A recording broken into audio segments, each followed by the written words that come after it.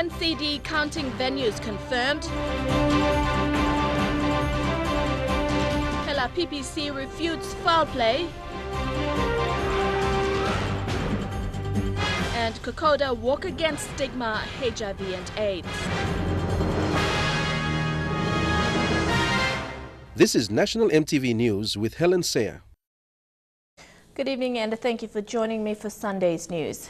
NCD Election Manager Terence Hatanu has identified counting venues for NCD Regional and the 3 open seats. Counting for the Regional and Moresby Northwest seat will be held at Rita Flynn Netball Court. Moresby South will be at Kila Kila Secondary, while Sir John Guy's Stadium will host counting for Moresby Northeast. The announcement was made today during the final election brief in Port Moresby this morning. Election officials, including all security personnel, were present for the election brief. They ended up very late, a lot of complaints, and a lot of issues arose from that. In this election, myself and Mr. Turi, we have decided to make sure that the polling booth opens at 8 a.m. sharp. That's it. All right, 8 a.m. sharp. No later than that. Following the venue announcement, Electoral Commissioner Patalius Gamato told election officials that while they are conducting polling for NCD, their allowances will be processed straight into their bank accounts. Allowances should not be an issue. When you fill your forms to become a poll official, we ask you for your bank account. And strata. And I guess all of you have put your bank account, so we will transfer money straight from the bank into your bank account. Another election briefing will be conducted tomorrow morning before the polling teams are deployed to polling venues in preparations for Tuesday. So we would not like to see people camping outside counting centers na kisi mattress na pilon na kam silip ko sa house silip long na kirap long time lo counting. That will not be accepted, will not be tolerated. We would like people to go back home and watch the TV and hear the radio, watch the newspapers of the progressive result. Thekla Gunga, National MTV News. 6 Mile Market in Port Moresby will be closed on Tuesday, 27th June for polling in the National Capital District. NCD Metropolitan Superintendent Ben Turi explained that the closure is a security measure the police are taking to ensure a safe and secured election. With just 48 hours before NCD residents go to the polls, members of the Joint Task Force Security Team are making final preparations to tighten up security for the one-day polling. As head of JFS in NCD, Ben Turi urged all polling teams in Port Moresby to open polling booths at 8 a.m. on Tuesday. Turi explained that police operations will commence at 6 a.m., 2 hours prior to the start of polling. What we do on Tuesday morning will be a reflection of opening it to the world.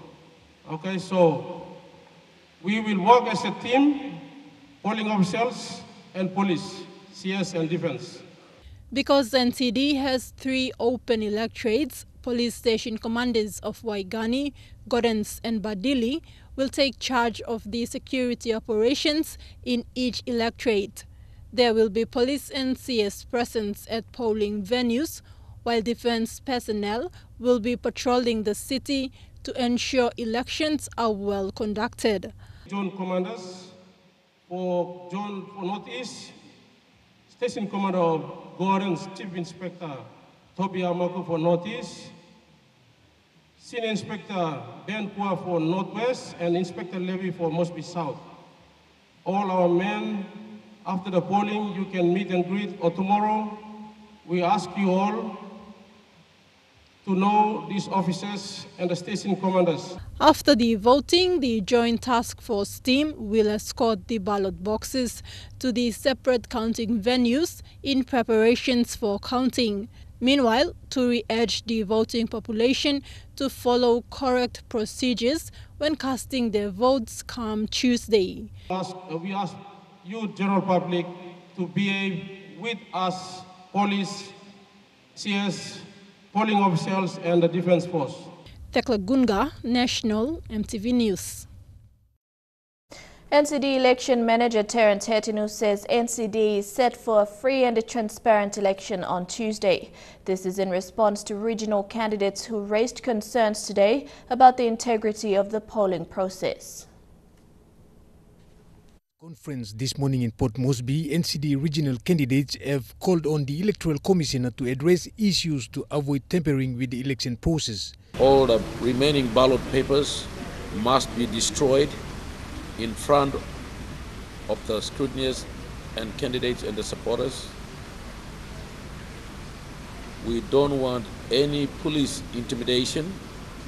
Police must be there to provide security and allow the people to vote.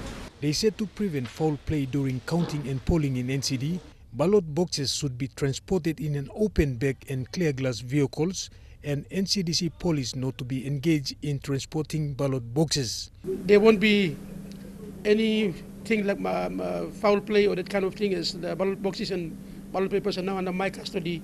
It was delivered to me last week, Friday, and I took stock of what was given to me. It is proper, as far as transparency is concerned, that we engage Electoral Commission as an election management body in NCD, engage vehicles that are open bag vehicles. If we engage in station wagons like 10-seaters, Land Cruisers, we have to have vehicles that are not tinted. They also requested for CCTV to be installed at all counting venues to allow for public viewing, and electoral officers to refrain from using mobile phones in counting and polling venues. In NCD, I have received a petition. I'm studying it. I will have to make very important decisions on that, whether to take that on board. I support the idea. It's a good idea. It's a good concept to have CCTV installed in the counting center so that more transparency is given. They said this is for the common good of voters to elect leaders democratically in a fair and transparent manner, and for ballot boxes to be protected throughout the polling and counting period. Is very important for everybody, and so we need a transparent, free and fair election for everybody. Some of the intel that we have collected and the reports that floating in the streets are that there are ballot papers, extra ballot papers floating on the streets. Eric Arupma, National EMTV News. Manus Province has reported no major election-related incidents in its first 2 days of polling. Police Commander Chief Inspector David Yapu says he is thankful for the support from members of the Joint Task Force team in delivering election materials on time. Polling was conducted in Nigoham LLG yesterday, including 19 other LLGs on the western end of Manus. Yapu also appealed to the people in Manus to take ownership of the election and exercise their democratic rights to vote for their leaders without fear or threats. Polling in Manus ends on 30th June. The day's other stories when we come back. Stay with us.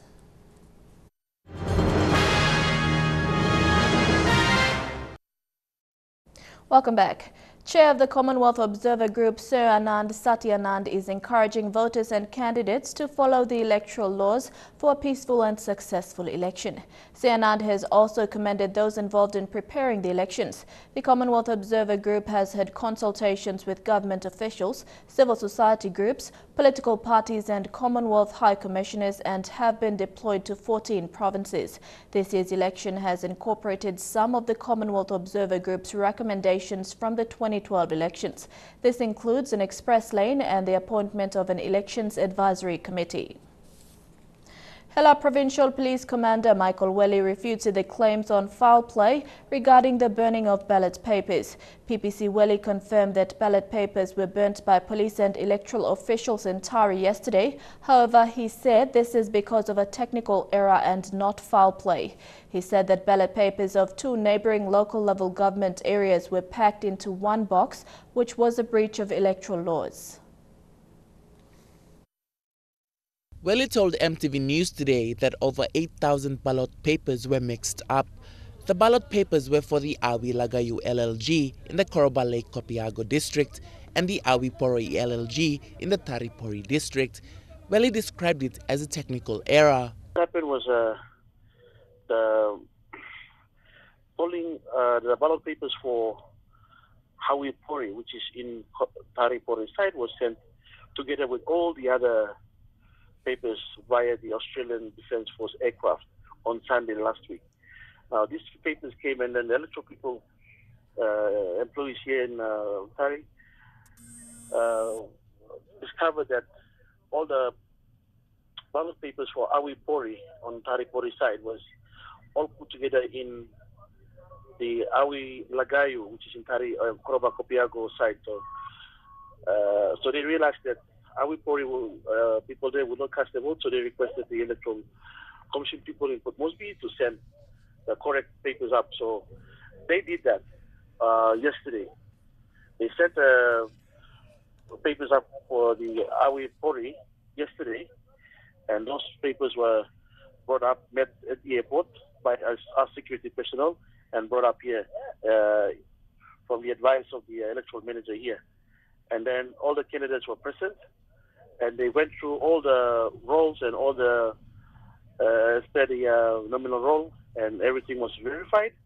And this amateur footage shows the destruction of the ballot papers, which was done in front of the Tari police station. This video has been circulated on social media with different interpretations. It was a technical fault. It was not deliberate. So that issue has been instance has been verified and been corrected yesterday, and that's now being misinterpreted by people and putting up on media, social media, that it was extra ballot papers meant for it. The three districts of Tari Pori, Korobale Kopiago and Komo Magarima will go to the polls tomorrow. The polling for the province will run for 1 day. In as far as security preparedness is concerned, in Hela, we are ready to go to polls. I have additional security personnel now on the ground to the Defence Force and extra mobile units. They're all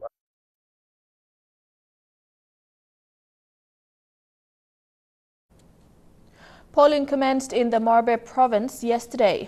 Over 100 stations were expected to start. Reports from polling teams say that the process began well. However, there have already been instances of frustrated voters not citing their names on the roll. Some polling teams have experienced delays due to circumstances and will hopefully commence tomorrow. Most polling teams have already been dispatched to their polling locations and will start tomorrow. A former police officer says there has to be closer work relationship between candidates whose supporters are going to the polls this week. Retired Chief Sergeant Denny Mogri said rivalry causes unnecessary violence, and in the end, voters still have to choose three preferred people. 59 years as a police officer, Denny Mogri has seen several elections. He says security threats now can be managed better if candidates work together under the limited preferential voting system. All must work together and power style all people. All candidates and power style. Power style people the man made down the line. People like him, them like him. The police chief sergeant retired in 2012 after spending 39 years in the force. It was a distinguished career that took him all over the country and to various parts of the world. Now I think I'm best. Because before I think one man was like him, like one you go on finish and go win. But now we got the money and never got chances long. Unlike the first past the post system where only one candidate with the highest number of votes wins, Mr. Mogri says the LPV system is fairer and requires cooperation and dialogue between candidates and supporters. For volatile areas, the cooperation between candidates means people fight less and work together. Scott Waide, National EMTV News, Ley. In other news, the Kokoda track is being used to raise awareness for the stigma and prevention of HIV/AIDS in Australia and in PNG. Australian Olympic trampolinist Jai Wallace led a team from both countries on the famous track for this purpose. Wallace himself has been HIV positive for 14 years. The silver medalist is behind Kokoda Plus Stronger Than You Think, a project aimed at minimizing stigma and raise awareness on HIV and AIDS prevention. That's why I chose Kokoda, because I feel stigma and discrimination to people living with HIV is rife in most communities. So if this trek led with HIV, stigma or discrimination, the conversations would stop there. So Kokoda was my hook to talk about why we're doing it. Wallace led a team of 16 Australians and a Papua New Guinean to walk the Kokoda track. And let me tell you, the reception that we received along the trek was incredibly inspiring. The need and desire for information is there. People along the trek, people all over your country want to know, what is HIV? How is it transmitted? What do I do if I get it? At a dinner hosted in their honour after completing the Kokoda track, the Australia High Commission Jacqueline Herbert reassured them of Australia's commitment to combating HIV and AIDS in PNG. The Australian government remains committed to working with the PNG government for better health outcomes in PNG, and that's including HIV. Also at the dinner was HIV and STI Program Manager for the National Department of Health, Dr. Nick Dalla. A big issue, especially with healthcare workers providing service being the force of stigma and discrimination themselves. It creates a big issue, and it becomes a bottleneck and a barrier to scaling up services and accessing treatment. Miss Papua New Guinea, Kelly and Marilisa Limbia, presented medals to the trekkers for completing the Kokoda track.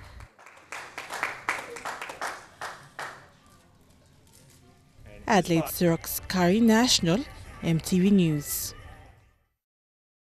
Across the globe, the month of June is celebrated as Pride Month for lesbian, gays, transgender and intersexes. Last week, 3 foreign missions hosted a gathering for the LGBTI community in Port Moresby. Amongst issues discussed was the inaccessibility to vital service like health and law and order. U.S. Embassy Deputy Head of Mission Joel Mayberry said that while in America the fight to recognize LGBT rights was given 2 years ago, unfortunately across the globe, LGBTIs still face discrimination on a daily basis. EU Head of Commission Ioannis Agriopoulos said that LGBTI discrimination was a social issue. It's an issue of development, because nobody has to lag behind. It's more a social issue. It's an issue of social cohesion. It's an issue of social inclusiveness. A panel discussion on the challenges LGBTI faces was also held. Amongst the challenges faced were inaccessibility to health service, law and order, and other government services due to their sexuality.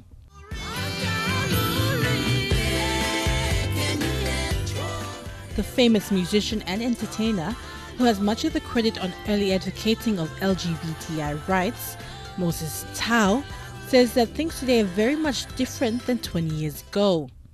He also added that with elections around the corner, he hoped the new government would look to recognize the LGBTI community. Tell others that, listen, we've got to respect them and accept them as who they are, because they contribute in the economy also in the country of PNG. Likewise.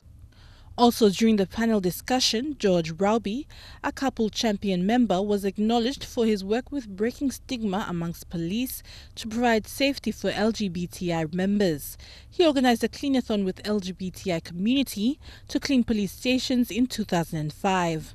To build relationships, so we liaised with the police station commander to do a clean-a-thon at the police station. So they allowed us to, because it was free. Afraid they would just run up to the station and ask for help, and the police officers were much more willing to, because now they started seeing the boys or men that we work with as human beings and not just another person with another tag on them. While LGBTI rights may still be a raw topic for PNG due to cultural and religion belief, NGOs and government entities, national and international, are still working closely with LGBTI communities to advocate their rights. Adelaide Xerox Kari National, EMTV News. The Investment Promotion Authority will see a boost in their registry services through a newly signed MOU between the IPA and the Asian Development Bank. Under the MOU, assistance will be given to improve online registration and review laws controlled by IPA. The Pacific Private Sector Development Initiative will provide the technical assistance that is funded by the ADB, DFAT and the New Zealand government. The MOU was signed on by the IPA Acting Managing Director Clarence Hoot and ADB's Pacific Liaison Regional Director Emma Fenn. A man in his late 20s is on the run after police alleged that he killed his father and aunt with a hand grenade in Bilimoya village, Kanantu, Eastern Highlands Province. These images released to EMTV News show police officers arriving at the scene moments after the incident. Based on witnesses' statement, police say the killings are in retaliation of the father's second marriage. Police are yet to establish how the man was in possession of the grenade and motive for killings. Stories making headlines overseas when we come back. Stay with us.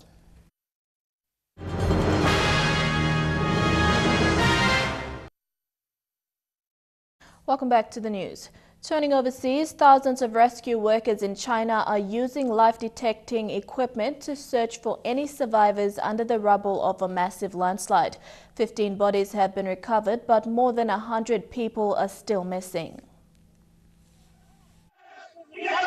Tonight, rescuers desperately digging through the rubble. As many as 120 people missing, feared buried beneath this crush of heavy rocks and mud. Officials say the massive landslide came with no warning at 6 a.m. local time in China's Sichuan province. Heavy rain causing the mountainside to crumble onto the village below. A second smaller landslide triggering boulders to topple onto the village. Search dogs, heavy equipment, and instruments to detect life all deployed for finding signs of survivors, like Chao Dashuai and his family. He says dozens of households in the village were completely buried, and he says his 1-month-old son saved them by crying and waking them up moments before the mudslide hit. I was pinned down in the dining room. We slowly got up, held the baby, and escaped, he explains. Rescuers are still hoping for more stories like his, uncovering crumbled pieces of some of the more than 40 homes that were obliterated. 400 ISIS militants are making a last stand in Mosul city center, with fighters completely surrounded by government troops. Iraq's Prime Minister confident the city would soon be liberated. To the front line, our windscreen a reminder of the dangers ahead. Our escort from Iraq's elite counter-terrorism force, snaking forward towards an enemy that is still inflicting casualties. Like this wounded soldier being rushed away as we arrived. And families fleeing too, on foot, escaping hunger and fear and a beloved city robbed of life. No food, no water, death. Well, this is the old city area. It's really the heart of the battle. And when you look around here, you get a real sense of how fierce the fighting has been. The damage is immense in every direction. The narrow streets a tight squeeze as troops close in on the last pockets of IS resistance. We were told the militants were just 300 meters away. Some on the receiving end of an Iraqi missile strike.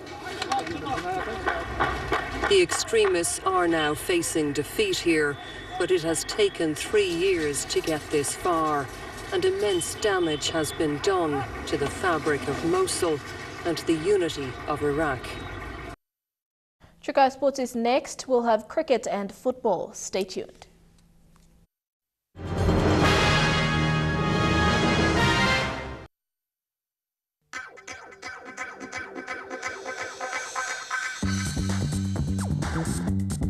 Trukai Sports.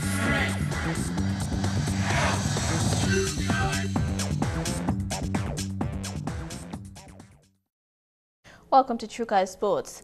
The commitment to grow women's cricket goes from strength to strength, as cricket superstars will now be closer to fans than ever before. The International Cricket Council announced yesterday that the ICC Women's World Cup is the first global sporting event to have special Twitter emojis for team captains. As part of ICC's extraordinary digital coverage of the Women's Games, the partnership with Twitter allows fans to unlock and use the emoji by hashtagging a cricketer's name. With the opener of the Women's World Cup in England yesterday, this digital tool came in handy as fans utilized the emojis in support of individual players and/or teams. ICC Head of Media Rights, Broadcast and Digital Arti Dabas said this will help fans discover and stay in touch with the accounts of cricket's biggest superstars. The White Ferns have made a convincing start to their Cricket World Cup campaign in the UK with a 9-wicket win over Sri Lanka in Bristol. Captain Susie Bates again led the run chase in an unbeaten century. In their 9 previous meetings, New Zealand had never lost to Sri Lanka, but it was starting to look like the tide was turning. Attempted dive and another boundary. Nearly dropped catch. And oh dear, that would have been a wide, I'm sure, if she hadn't played it. And with Sri Lanka coasting at 141 for 1, it was seeming a tall chase would ensue. 4 runs. Then enter Holly Huddleston. Well, that's up in the air, and there's going to be another one. And there it is. There's the fifer. The middle order ripped apart by the medium pacer, Sri Lanka collapsing to lose 8 for 46. Huddleston, the chief destroyer, with a fifer. Chasing a modest 189, it wasn't long before Captain Susie Bates muscled up, bringing up her 50 in style. And that is superbly played. Where's this going? It's going all the way. An unbeaten 170-run partnership between Bates and Amy Satterthwaite saw New Zealand romp home with 12 overs to spare. The way we came back after, like you said, them being 141 for 1 was really pleasing, and the fight we showed just to stick with our plans, and we were able to execute for the rest of the game. Bates' 8th ODI century, giving the White Ferns a dream start to their World Cup campaign ahead of their next match against South Africa on Wednesday. In football, the Port Moresby soccer competition, Alo United held off Kele Rona for a 2-0 victory in the Women's Division 1 match today. A highly entertaining match, though there were missed chances galore by Alo in red, who kept their Rigo opponents in their own half for much of the game. A colour clash in the other women's encounter had Global Group way in purple bibs against Kokoda Warriors, Global dominating to win 2-0. European champions Portugal comfortably dispatched New Zealand 4-0 to reach the Confederations Cup semi-finals on Saturday after Cristiano Ronaldo set them on their way with a penalty. Portugal's all-time leading scorer swept the ball home in the 33rd minute, his 75th goal for his country, and Bernardo Silva added the second 4 minutes later. É bom jogo, a nível pessoal. Acho que ajudei a equipa, marquei o gol inicial, tive algumas oportunidades, a equipa acho que esteve bastante bem, queríamos ganhar, queríamos fazer logo o resultado na primeira parte, conseguimos, fizemos 2 golos importantes e depois na segunda parte fizemos mais 2, acho que a equipa esteve bastante bem, num campo difícil, a relva não estava muito boa e... Up next, America's Cup and the rugby test match between the All Blacks and Lions. That's after the break.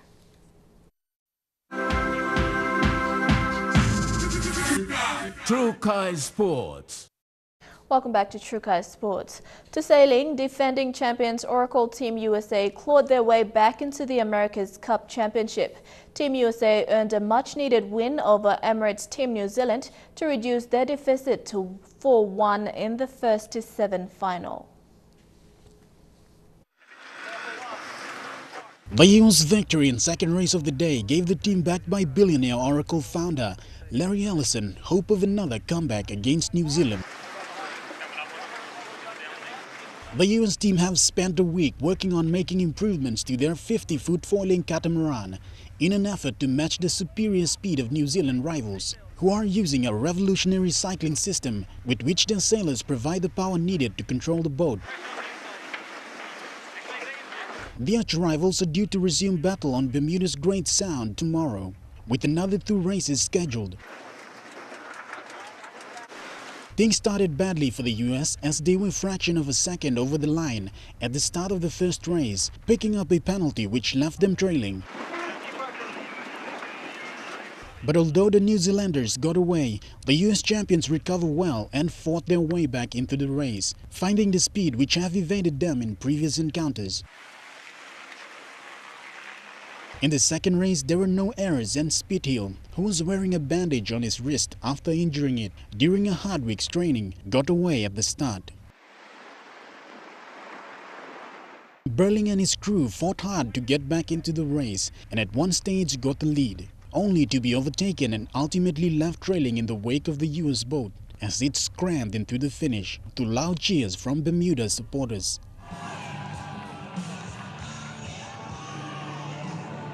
We're really happy with the day.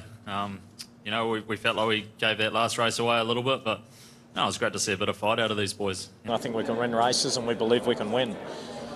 There's one thing I remember from San Francisco, the most important thing was getting a win, you know, and stopping the bleeding, and that's what we've done. Shane Saroya, National EMTV Sports. In rugby, the All Blacks' game plan to take on the British and Irish Lions went as planned. Their forwards dominant in a test match labelled as one of the best. Bruised bodies landed in Wellington late this afternoon after laying a marker in the first test. Where does that rate last night as a team performance under your coaching? Yeah, it's right up there. You know, it's the last test, so it's probably the most important one. But it's just a start. Feet firmly on the ground after a classic from the first to last whistle. Early on, the All Blacks repelled, then bashed their way through the much-vaunted rush defence, before typically pouncing with quick smarts. Here's Barrett, swings it away, Dag, Cody Taylor! Still trying to think what actually happened. It was a very fast-paced game and yeah, different level of intensity to normal test match rugby anyway. The Lions certainly played their part in that pace. Although they failed to capitalise at times, often forced into errors, they did score a stunner on the counter-attack. Back onside, Davis again. And what a try coming up for Sean O'Brien, that is brilliant. And the All Blacks haven't played sort of champagne rugby and throwing the ball all over the place. In fairness to them, they were very direct up front and so we need to make sure that we're better in those areas in terms of combating them for next week. Yeah, sitting there thinking, you know, I should be doing that a bit more often because it was probably one of the best test drives I've ever seen. After a few setbacks, the All Blacks didn't blink, led by inspirational skipper Kieran Reid. The last 8 weeks out with injury, just 3 games in 7 months. Reid didn't miss a beat. Yeah, I don't know how he did it, how his match fitness was up to it, all his skills required to, you know, compete at that level. The tight five dominated the breakdown, while the scrum, including props Famawina and Crockett off the bench, was a weapon. Still going with Kieran Reid, he flicks it away and off goes Smith. Now Dag, over the top it goes, real chance here, Ioane! Replacement first five Aaron Cruden became the sniping general of old. Israel Dag was everywhere. And then there was the kid with the icing on the cake. And he's got pace, he's got a heap of pace, and away he goes. Nothing could beat that Blues crowd and that feeling, but you know, this topped it again. 30-15, the All Blacks forwards and micro skills often the difference. I was surprised myself. I've never bent over that well in my life. The big question is, will the Lions show more flexibility in Wellington? In related news, well, it was an epic first loss to the All Blacks, but the British and Irish Lions have already moved on to Wellington. It was a test that lived up to the hype, as told by fans. Face to face again after 12 years. The wait worth it for a test of this calibre. Enjoyed it, mate. The best time. Great game. Wellington's going to be interesting. Enjoy yourself? Absolutely. And for good reason. There was plenty of attacking rugby from the home side and from the visitors. This length of the field tried the finest of the game. O'Brien finishes it. The All Blacks too strong though. For 60 minutes we were looking okay, hanging in, and then we just couldn't do it. We couldn't hang on. Good game of rugby, really enjoyed it. Yeah, a bit too nervous there for a little bit, but no, it turned out well. It was okay, but was it exciting? Oh, it was a great game. It was good fun. It was a great spectacle. I think the scoreline probably flattered the All Blacks a little bit, but I think they can be better. I think we can be better. I think Wellington's going to be a good test. I think the ABs did pretty well towards the end particularly, but I think the Lions will come back next week. Yeah, we'll do well. Sonny Bill Williams was typically charitable, making a young lad's night with a gift of his shorts and socks. A night to remember, and not just for him. What was your favourite part? At the end, there was a guy running on the pitch naked, so I thought that was quite hilarious. The match, quite the exhibition, right to the final whistle. Still in rugby, the Hurricanes are also heading to Wellington. The Canes have been bolstered by 4 All Blacks players, including the star winger. Sundays are typically a day off for the Hurricanes. And we never train on a Sunday. It's the first and only time I think that the Hurricanes will train on a Sunday. Although for something they're calling a Lions test, you won't hear too many complaints. Where does this rank in terms of your career so far to be going up against these guys? Like way up here, I guess. There's definitely an extra edge for the last midweek game of the tour, especially considering the squad the Yellow and Blacks have been able to pick is stacked full of ABs. With the injuries last night, I was probably fearing that a couple of those might get held back, but we got text last night to say that those 4 had been released and they were on the early plane this morning. The list includes Julian Savia, Geordie Barrett, Vai Fafita, and the ever-confident human wrecking ball, Ngani Lamape. Ngani had his top off in the gym, and you can see that he's been doing a lot of work over the past week up in Auckland, and he's definitely pumped to be back in the mix for Tuesday. Well, I didn't see him with his top off. Someone's trying to throw him under the bus here, I think. Speaking of being thrown under the bus, Lions beware a very hungry Julian Savia. His coach saying the 53 test back has a definite point to prove after being left out of last night's test, while for others, motivation comes easy. Yeah, let's go there, man. They got some big boys with no necks, so I'm ready to play them. With a few spots still up for grabs for the boys in red, those boys better be ready for a very hungry home team. And that ends True Kai Sports. The weather details after the break. True Kai Sports.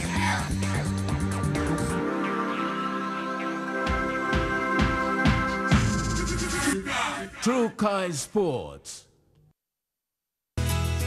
The weather details are proudly brought to you by Dulux Weather Shield. Worth doing with Dulux.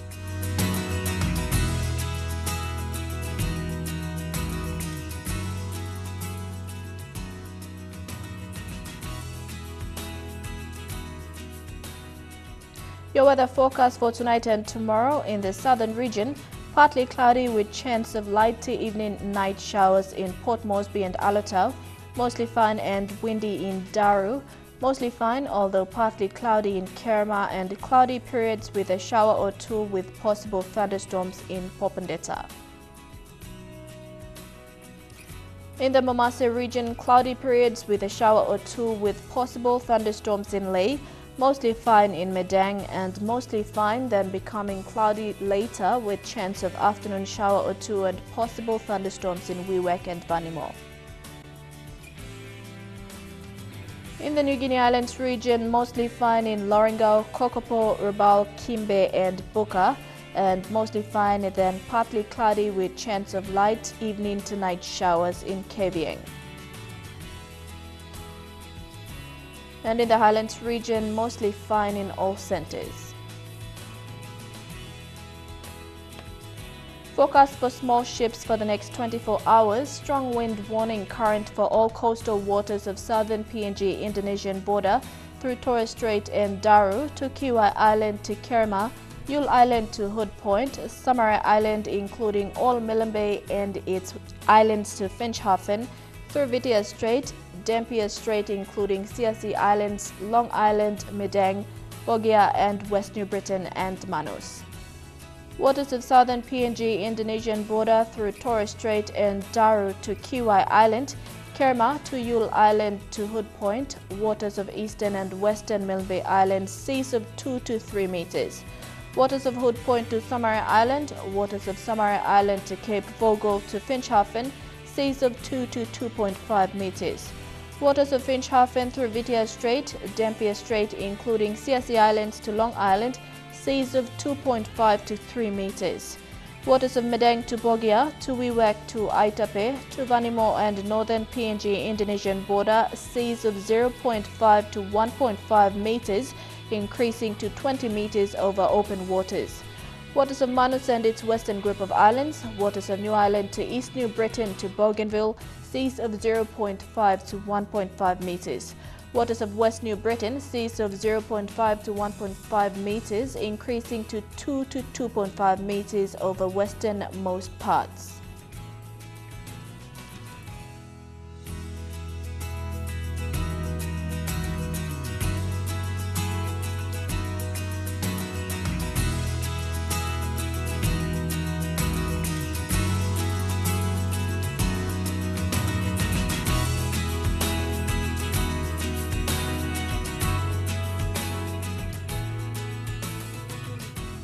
Ocean forecast for PNG areas in the Coral Sea. Seas rather rough to patches rough with southeast winds at 20 to 25 knots.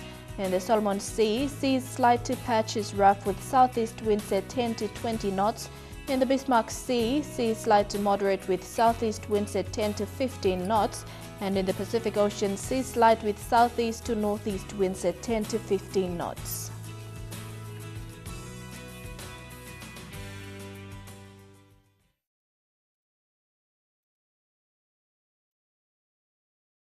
The weather details are proudly brought to you by Dulux Weather Shield, with doing with Dulux.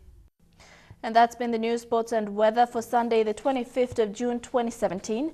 On behalf of the news team, pleasant viewing. Good night.